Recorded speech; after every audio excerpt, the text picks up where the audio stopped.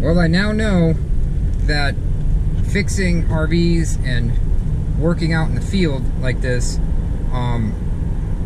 you gotta watch the weather. So now it's raining. I sealed the windows and hopefully it'll be good. I think it will be good because I sealed them about an hour and a half ago. So it's sprinkling over here. I wanted to get those windows sealed before the rain, but I wanted to get up earlier, but I was in the hospital, so I was tired last night. But everything's going well. I'm just coming back. I had to get like $40 and well, $30 in parts. I had to get some. I got some bug killer granules and regular concentrated stuff. Man, that stuff's expensive. Bug killer. Wow. All right.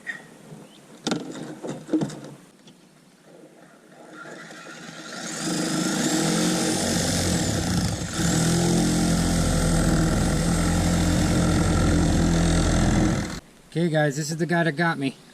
One of them. They're called Asian needle ants. Asian needle ants. That's what got me in the neck. That's what put me in the hospital. And there's still a bunch of them over there. So I put a lighter colored blanket down so I can see them crawling on the blanket. If I'm allergic to ants, I mean, I can't even walk outside, you know? If I'm deathly allergic to it. So I got an EpiPen.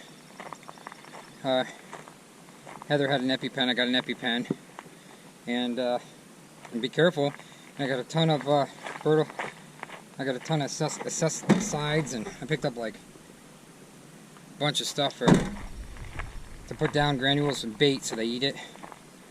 And now I'm all paranoid.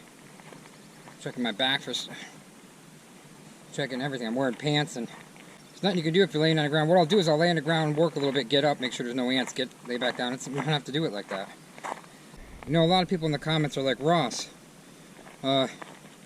you're a wimp. You went to the hospital over an ant. Well, let me hold you in a choke lock, and I'll squeeze as tight as I can. And when you stop breathing, that's how I felt. So my eyes were all bloodshot, and my breathing was horrible. Right before I got in the ambulance, I could barely breathe. They came in 2 minutes flat. My old house, it would have taken 15 minutes. I would have been dead. 2 minutes flat. They shot. I'm gonna get Benadryl injections from the doctor. So if that happens again, I can inject myself with Benadryl. Because I inject myself with testosterone all the time. So what's the difference? We'll start an IV, inject it with Benadryl, and that can save your life. It's life-threatening, so I will die if not. Well, I mean, I have the EpiPen, but that's only for when you can't breathe at all. I was still breathing, but man, it was hard to breathe. So my eyes got huge. I was gonna bring the camera in the ambulance, but I couldn't even think. I walked to the ambulance, walked in the door, and just like boom, like crashed when I was in the ambulance. I just kind of went down, and they grabbed me.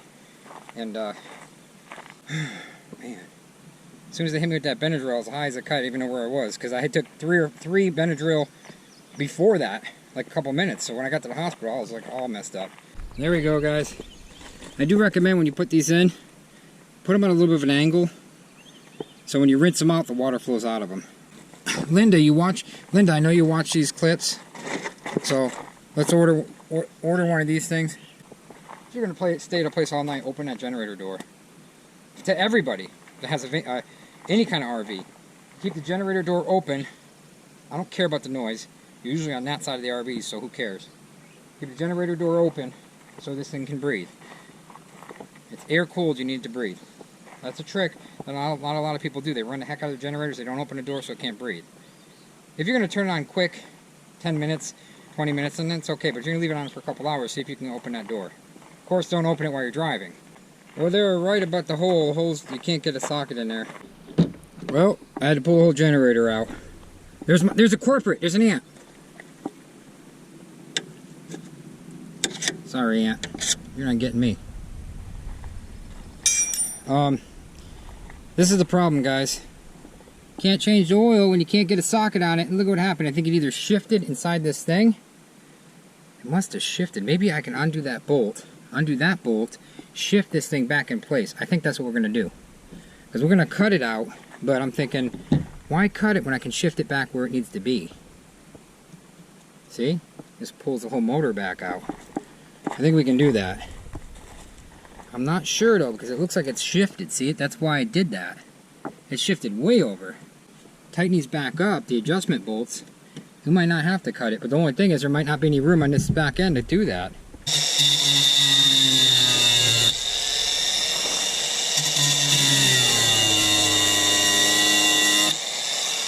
There's gas involved, so I gotta let it cool down a little.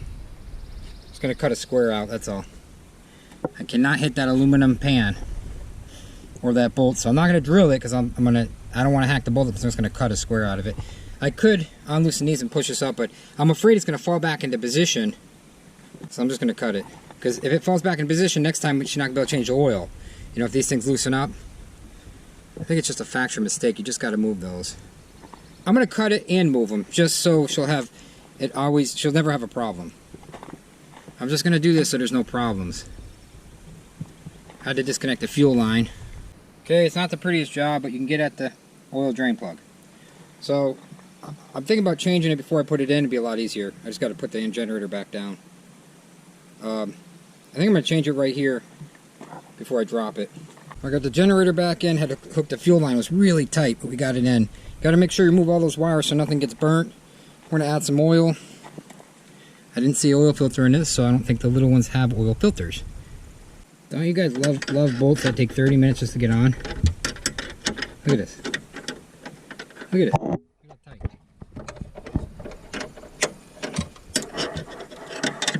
tight. Can't fit this in there. Ratchet. Because it won't fit. There's another bolt in there. Oh. 30 minutes to get that bolt off, 30 minutes to get that bolt on. And it's not even on yet. Woo! This generator was a bear, but at least you don't have to take it out again unless you rebuild the engine. At least, well, if the fuel pump goes, I guess. Or if you change your fuel line, but otherwise it should stay in there for a long time. So now the hole's big enough underneath so you can drop the oil. I already changed it. I didn't put the oil in yet, but I already changed it. I mean, I already drained it. Because I got a feeling next year I'll be changing this oil again, and I don't want to be... That's awesome, huh? I hope it's not too low. I don't think it is, though, because if you're dragging that low, then you're going four-wheeling, and I don't think she's going four-wheeling. And I got it sloped down at an angle so she rinses it out, she can rinse it out. So she can shove a lot more than a hose in there, too. She can shove a lot of stuff in there. Hi, Fred. I'm still alive and got 8% on the GoPro. Just enough to say hi to Plumber Joe. What are you doing, Plumber Joe? What's happening? Working my ass off. You guys say hi to the peeps? Because they keep asking about you. What's happening, people? What are you doing? I'm sitting here right now. Look at a mess.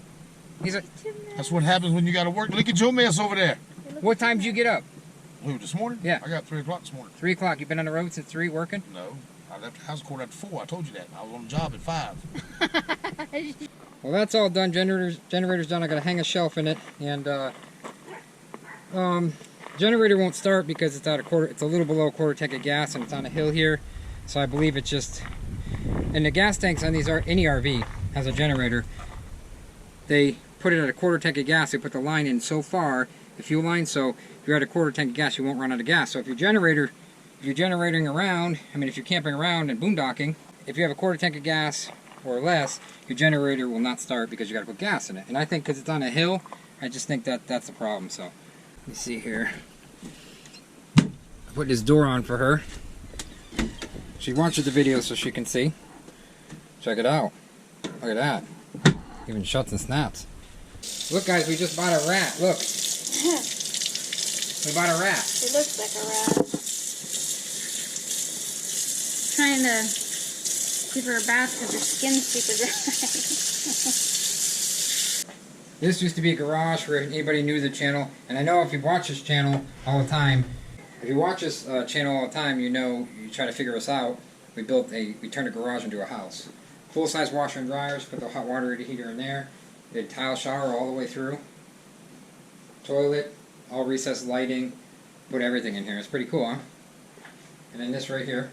I got this used. This is all granite and porcelain and Moen sinks. Full solid wood cabinets. Put a mini split in. Turned the kitchen into a kitchen. This was a garage just last year. Pretty cool, huh? Put a little folding table here. And this is a little computer room. We're going to expand out this way with another room. This is a dirty bedroom because we just have everything everywhere. It's not completely finished. The outside has to be finished, but we still have to put an addition on it. But for now, yeah, we got to do the floors, the trim. And we got 10-foot high ceilings, so they're pretty high. So it looks bigger than actually what it is. Well, that's about it. I'm going to edit this video, upload it, and we'll talk to you. See you tomorrow, guys, for another daily vlog.